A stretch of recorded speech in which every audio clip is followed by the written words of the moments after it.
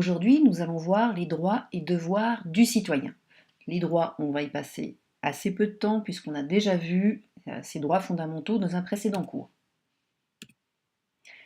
Les droits sont dans la Constitution fédérale, qui prévoit un catalogue de ces droits aux articles 7 à 36 de la Constitution, comme par exemple la liberté d'opinion, l'égalité entre les citoyens, la liberté religieuse, la liberté des médias, le droit à une éducation de base, etc.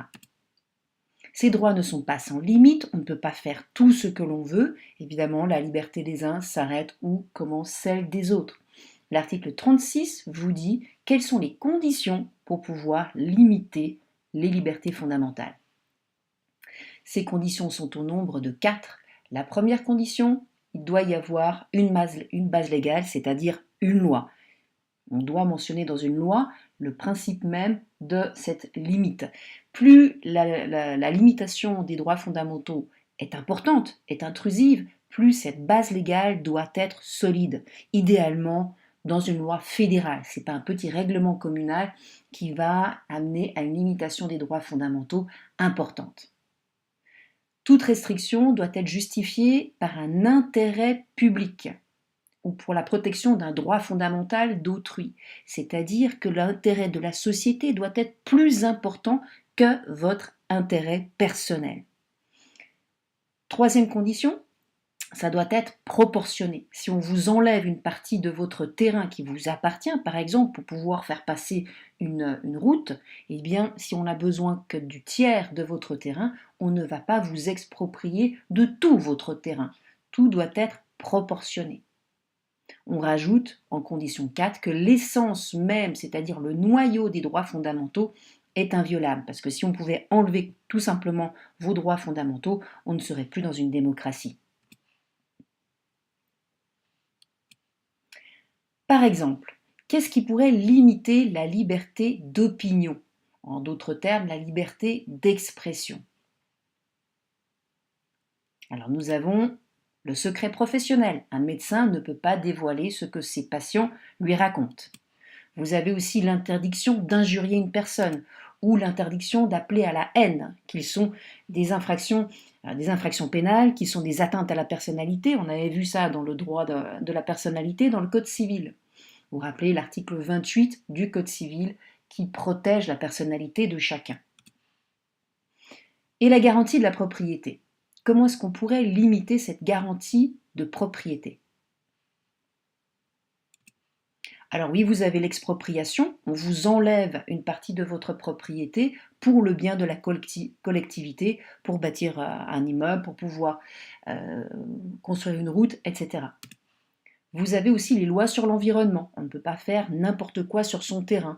On doit protéger l'environnement, que ce soit les arbres. On ne peut pas enlever des arbres, par exemple, dont les essences seraient rares.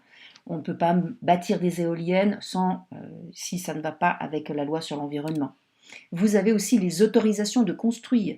Pour chaque fois que vous voulez construire quelque chose sur votre terrain, vous devez demander l'autorisation, ce qui est une limite à la garantie de la propriété. Les devoirs du citoyen, car oui, quand on a des droits, on a aussi des devoirs. Évidemment, le respect de la loi, ça tombe sous le sens. Qu'est-ce que nous avons encore? Le devoir fiscal, le devoir de payer des impôts. Un peu moins rigolo, mais bon, c'est comme ça aussi qu'on a la possibilité d'avoir des hôpitaux, d'avoir des écoles, d'avoir des routes, d'avoir la police qui nous protège, qui nous sanctionne aussi. Le devoir militaire pour vous, messieurs, et pour vous, mesdames, si vous décidez de faire le service militaire, à ce moment-là, ça devient un devoir. Le devoir scolaire, alors là, il n'est pas vraiment pour vous puisque vous n'êtes plus à l'école obligatoire, il était pour vos parents jusqu'à la fin de l'école obligatoire. Ils avaient l'obligation de vous inscrire à l'école, que vous suiviez une éducation scolaire. Et les devoirs civiques. Le devoir civique, qu'est-ce que c'est? Les devoirs civiques ou devoirs politiques. On pourrait se demander si c'est un devoir ou un droit, parce qu'il fut un temps où on n'avait pas accès à ces possibilités civiques ou politiques. Et pour que ces devoirs ou droits civiques existent, il faut faire une organisation législative, il faut faire une organisation au niveau fédéral, cantonal et communal pour que le citoyen puisse exercer ses droits civiques et donner son avis. Alors ces droits civiques, là-dedans vous avez évidemment le droit de vote, vous l'avez deviné. En quelle année est-ce que les femmes suisses ont eu le droit de voter? Et question subsidiaire, pourquoi la première conseillère fédérale, Madame Kopp, pourquoi n'y a-t-il pas eu de conseillère fédérale avant l'élection de Madame Kopp, plutôt, excusez-moi. Alors la réponse est que Madame Kopp, au moment où elle voulait venir au Conseil fédéral, eh bien, elle n'avait pas le droit de vote, puisque les femmes ont eu le droit de vote en 1971. Et puisqu'elles n'avaient pas les droits civiques, elles n'avaient pas le droit de vote, elles n'avaient pas le droit d'être élues, eh bien, elles ne pouvaient pas être conseillères fédérales. Donc on a donné le droit de vote aux femmes en 1971 et Madame Kopp a pu ensuite être élue conseillère fédérale. Actuellement, combien est-ce qu'il y a de femmes au Conseil fédéral? Sachant qu'il y a 7 conseillers fédéraux. Il y en a 2, 2 sur 7. On est loin de la parité.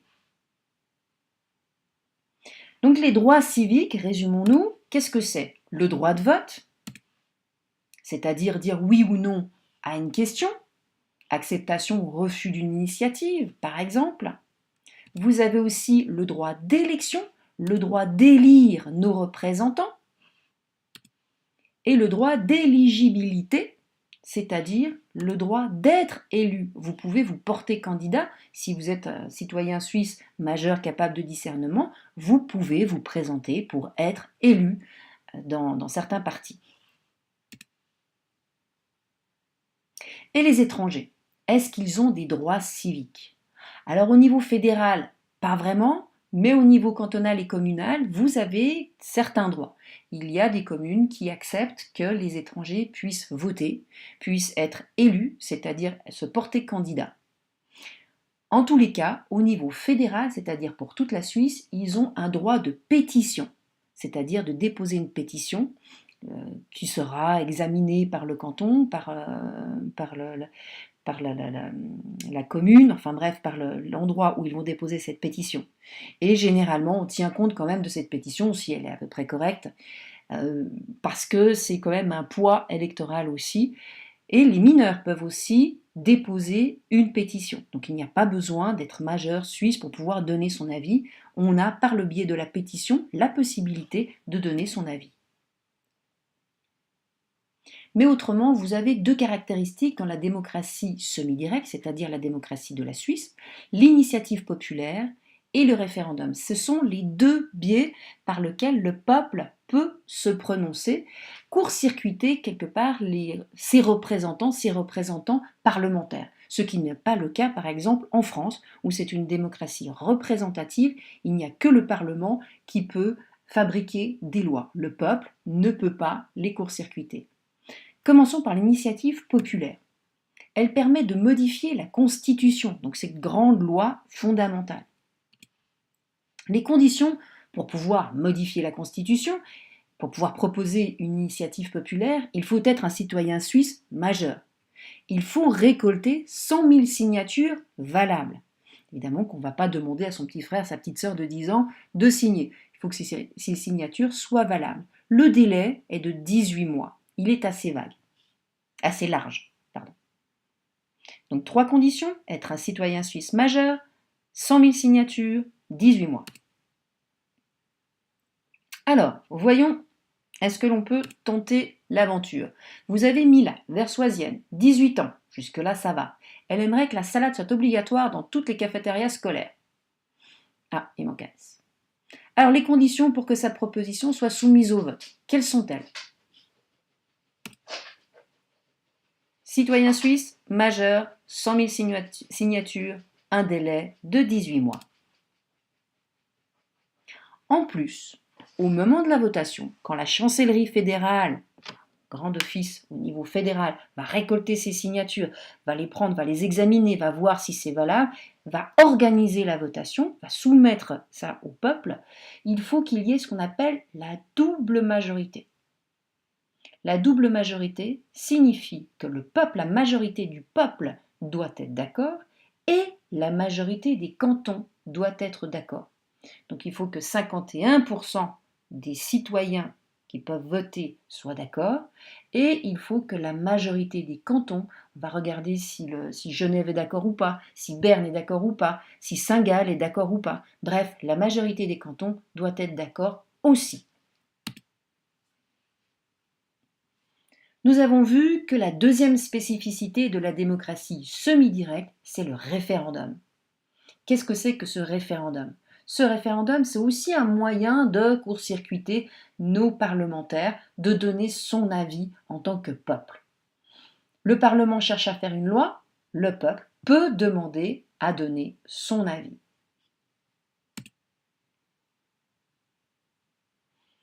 Ce référendum, il est soit facultatif, soit obligatoire.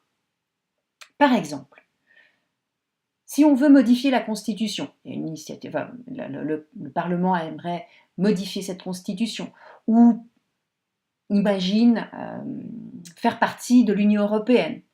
Dans ce cas-là, c'est un référendum obligatoire. On va obligatoirement faire voter le peuple. On ne peut pas modifier la Constitution sans l'approbation du peuple, c'est impossible. On ne peut pas adhérer à une organisation supranationale sans l'approbation du peuple. C'est impossible. En plus, double majorité. Double majorité, c'était quoi? Ça veut dire que la majorité du peuple dit oui et la majorité des cantons dit oui. Autrement, il y a, et ça c'est beaucoup plus courant, le Parlement propose une loi fédérale ou une modification de loi fédérale. Par exemple, voyons voir la loi sur la circulation routière. Il pourrait estimer que finalement, sur l'autoroute, on pourrait rouler à 140 km/h. Bon, ça c'est une modification d'une loi fédérale. Et là, on ne va pas, à chaque fois qu'on va modifier une loi fédérale ou proposer une nouvelle loi fédérale, demander l'avis au peuple. Ça serait faire voter le peuple beaucoup trop souvent. Ce qui fait qu'ici, on est dans un référendum facultatif. Pour demander un référendum, il faut 50 000 signatures et le délai est de 100 jours. En plus, on n'est pas dans de la double majorité, on est dans de la majorité simple. Ça veut dire que seule la majorité du peuple suffit. Donc on est loin des conditions assez importantes de l'initiative populaire. Référendum facultatif, 50 000 signatures dans un délai de 100 jours. La majorité du peuple suffit. Alors voyons maintenant de quelle manière on va faire une loi. On prévoit une loi, on fabrique une loi et peut-être qu'après on aura encore ce référendum facultatif. Alors qui est-ce qui est au début de cette procédure? Qui est-ce qui va initier cette procédure législative, c'est-à-dire la recette pour pouvoir faire des lois? Alors vous avez le peuple, par exemple, qui peut demander à ce qu'on fasse une nouvelle loi, par l'initiative populaire, par exemple, pour modifier la Constitution. Vous avez d'autres initiants. Vous avez par exemple le Parlement. C'est un petit peu son job aussi, puisque c'est le pouvoir législatif. Donc on peut lui demander aussi de prévoir une modification de loi ou une nouvelle loi. Vous avez le Conseil fédéral aussi qui peut donner l'idée. C'est le pouvoir exécutif, mais il peut être au début d'une procédure en donnant l'idée, en disant coucou, on pourrait faire peut-être une nouvelle loi là, ou modifier cette loi. Les cantons peuvent aussi le faire. Ils ont une idée de modification de loi, ils le proposent. Vous avez aussi des groupes d'intérêt, par exemple des partis politiques, des associations, qui vont lancer une initiative populaire, ou, c'est une possibilité, ou alors des fois ils ont des députés au Parlement, des représentants au Parlement, leur dire demandez quelque chose, faites une motion pour pouvoir initier une modification de loi ou faire une nouvelle loi. Alors après, en Suisse, nous sommes les rois du consensus. Il faut que tout le monde soit à peu près d'accord. On va essayer de ne pas se fâcher et surtout, on va essayer de faire en sorte qu'il n'y ait pas de référendum. Donc on va commencer avec une consultation. Le groupe de spécialistes prépare un projet, de spécialistes avec S, il n'y en a pas qu'un seul. Il prépare le projet, mais il va faire une procédure de consultation dans des milieux concernés, dans des milieux qui connaissent bien l'affaire, pour être sûr que ça va fâcher personne. Parce qu'on se rappelle que si jamais les gens estiment que c'est un mauvais projet, ils peuvent demander le référendum. Et le référendum, c'est une grosse machine, et ça coûte cher à l'État, et c'est un petit peu embêtant, donc on essaye d'éviter au maximum le référendum. Donc procédure de consultation, on présente le projet à différents milieux. Est-ce que vous trouvez que c'est bien ou pas? Qu'est-ce qu'on pourrait modifier là-dedans pour que ça passe? Ensuite, le Conseil fédéral va faire un petit peu son boulot, il va préparer ce qu'on appelle un message. Le message, alors c'est pas le petit texto en quelques lignes, c'est des pages et des pages d'un gros dossier pour expliquer les arguments pour l'acceptation de ce projet. Il va lister les arguments, il va expliquer un petit peu ce projet, et ensuite ce beau dossier, il va le donner au Parlement, donc au pouvoir législatif, puisque c'est uniquement ce pouvoir législatif qui est habilité, qui a pour job de faire les lois.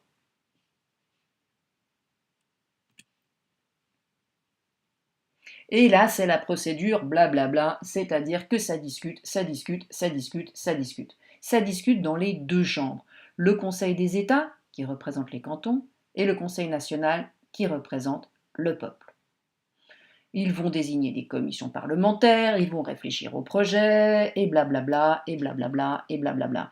Et ensuite, ça passe d'une chambre à l'autre, c'est-à-dire du Conseil des États au Conseil national.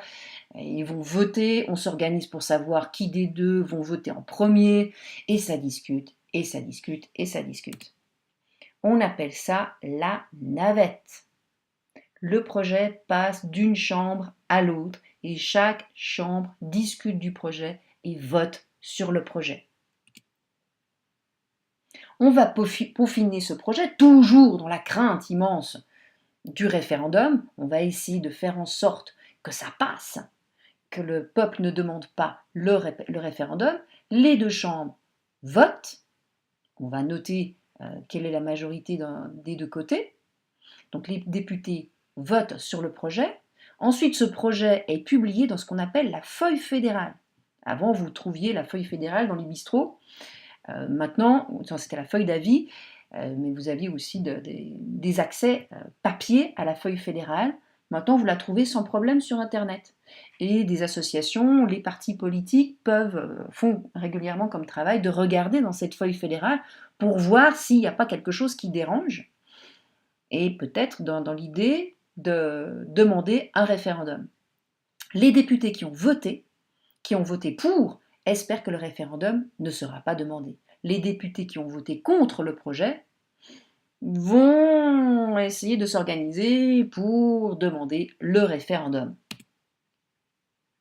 Alors, les conditions pour un référendum facultatif, quelles sont-ils? 50 000 signatures dans un délai de 100 jours. Et une fois que le vote est organisé, c'est la majorité simple qui est demandée, c'est-à-dire la majorité du peuple. Question finale. Qui est le président de la Suisse aujourd'hui en 2018? Le voici. Vous connaissez son nom? Alain Berset. Des noms de nos 6 autres conseillers fédéraux? Vous avez Uli Maurer, à côté vous avez les partis politiques UDC, donc bien à droite, Ignatios Cassis, pour le PLR, aussi à droite, Schneiderman, notre brave Schneiderman qui nous a bien fait rire l'année dernière, PLR aussi à droite, Guy Parmelin, UDC aussi à droite, Simonetta Sommaruga, qui elle est socialiste, et Doris Leuthard aussi centre droit, plutôt PDC. Vous avez en dessous le site de nos conseillers favoris sur admin.ch. Et pour finir, Le discours de notre président 2016, je ne résiste pas à la tentation de vous le faire écouter.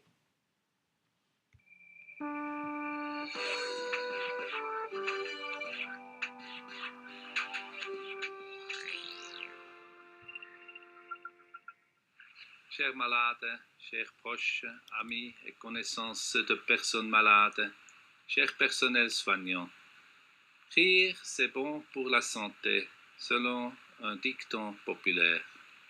Comme moi, vous en avez certainement déjà fait l'expérience. Reste encore à savoir pourquoi on rit. Un rire cynique qui vise à tourner une personne en dérision, ce n'est pas un bon rire, à mon avis. En revanche, rire de bon cœur avec quelqu'un, c'est partager des moments de bonheur. Même les scientifiques le confirment. Vous allez peut-être vous demander pourquoi le président de la Confédération parle du rire en cette journée des malades, comme si une personne gravement malade avait envie de rire. Pourtant, l'effet thérapeutique de l'humour est désormais largement reconnu. Je songe notamment aux clowns de la Fondation Theodora qui, depuis plus de 20 ans, rendent visite à des enfants hospitalisés. Et cela marche. Comme par magie, les visages des petits malades s'illuminent d'un sourire. Des animations avec des clowns sont aussi organisées dans les établissements médico-sociaux. Il y a 3 ans, l'Université de Zurich a réalisé la première étude au monde à ce sujet. Il en résulte que les personnes atteintes de démence éprouvent une joie réelle à la vision de ces clowns. Vous tous, vous pouvez offrir des moments de joie à vos proches qui tombent malades. Aucune formation n'est nécessaire. Je vous passe le reste et vous pouvez le retrouver sur YouTube. Bien, si vous avez des questions, vous connaissez mon mail, n'hésitez pas. Merci beaucoup.